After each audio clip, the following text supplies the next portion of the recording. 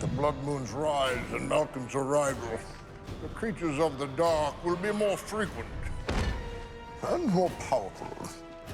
These are her lieutenants. We did an enormous amount of research on what was scary to people in different cultures, whether it's Russian fables or Indian witches. It's just scary and interesting and cool. We were all extremely excited to make the dark creatures unlike anything we've seen in any other movie. We have most powerful witches from around the world. An African witch, Siberian witch, Amazonian witch. It's something very special.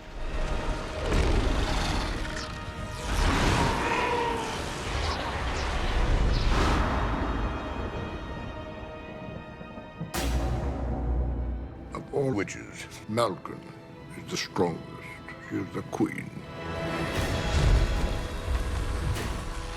I'd never played a Wicked Witch before, and I thought it would be a really fun thing to do. Mother Malkin is the fashion icon of the Middle Ages. Her wardrobe is kind of bird-like, so I used a lot of couture feathers.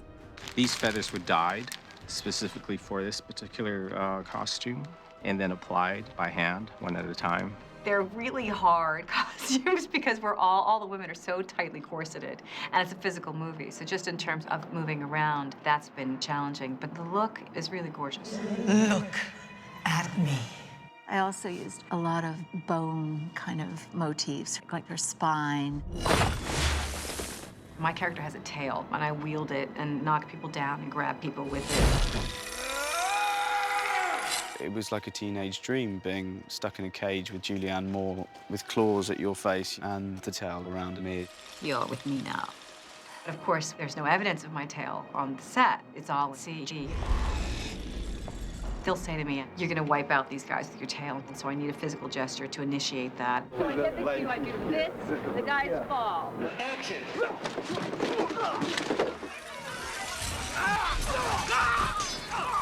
She's a pretty powerful witch and really terribly wicked. We must call the others. Pendle Mountain welcomes you, brothers and sisters. Your queen has returned. Boney Lizzie is sort of the caretaker of Pendle Mountain. She is named Boney Lizzie because she does bone magic. We meet her as this kind of starved and desiccated creature. It was an amazing moment to actually see how the makeup make her look almost like a stone. We've done multiple foam latex appliances. There's cheeks, the brow, chin, nose. That's one thing I'm most satisfied with in this look, is that it's got a lot of really strong focal points for your eye to enjoy. Then when Mother Malkin returns, and through her touch, my character evolves to that very soft and feminine woman. She becomes the most devout witch for Mother Malkin and also the second in command.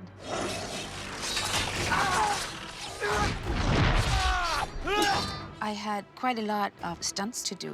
3, 2, 1, action.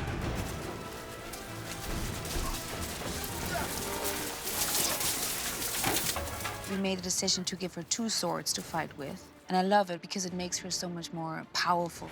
This particular sword is Boney Lizzie. There's one for each hand, left and right. To fight with both swords, it was fun. It was something new. I've never done it before.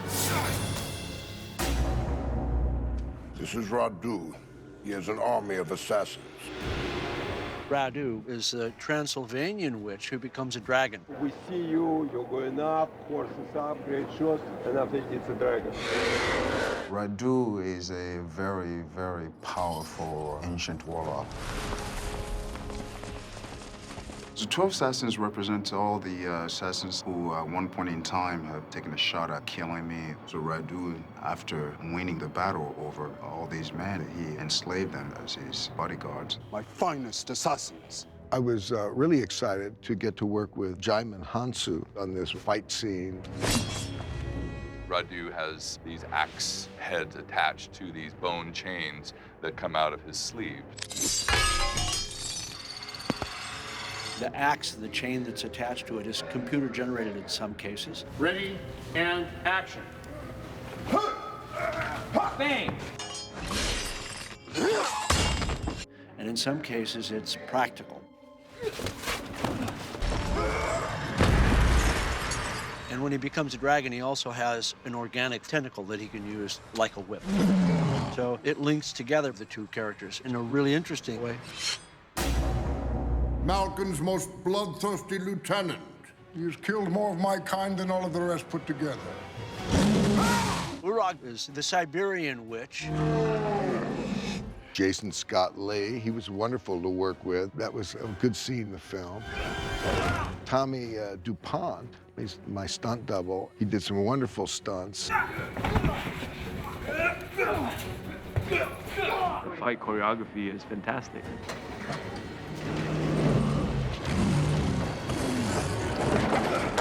It's pretty elaborate, pretty detailed. We must kill him for good. And that's the cut. Resurrecting takes the form of a leopard. Resurrecting is the African witch. Her wardrobe's based on large cats. I used bones. Her headpiece is a raw diamond, which symbolizes the diamond mines of Africa. Very important part of being a leopard. Having a white hand. It is. She uses these serrated weapons. She used two of them. She used them reverse grip and foregrip to slice, to thrust and kill.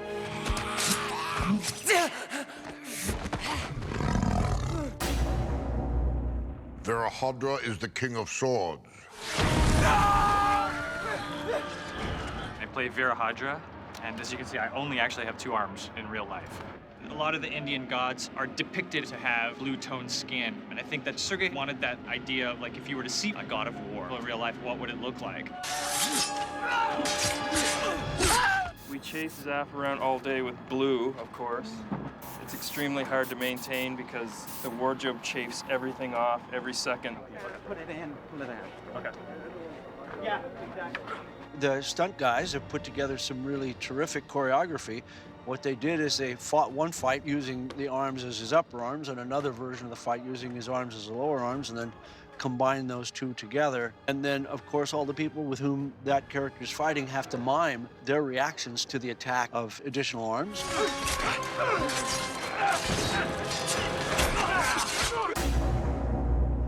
Strix, my brave warlock. I'm playing the Amazonian warlock in Mother Malkin's Coven. These are fake ears, gauged out, and I think it's the best part of the makeup. We started out with this Amazonian scarification tattoo look, and then we brought that over into the fantasy land that we're creating. He's a very animalistic character. He has the power to leap far distances. He's very quick. I use a sort of Amazonian spear and these nice little blades you see on my back I can take out and use as weapons as well. This scene right now, we have Strix, the actor, flying in on a wire. He jumps down and he starts attacking villagers. That was great. It's the first time I've done any wire work. Yeah. It's a little uncomfortable, but it's lots of fun.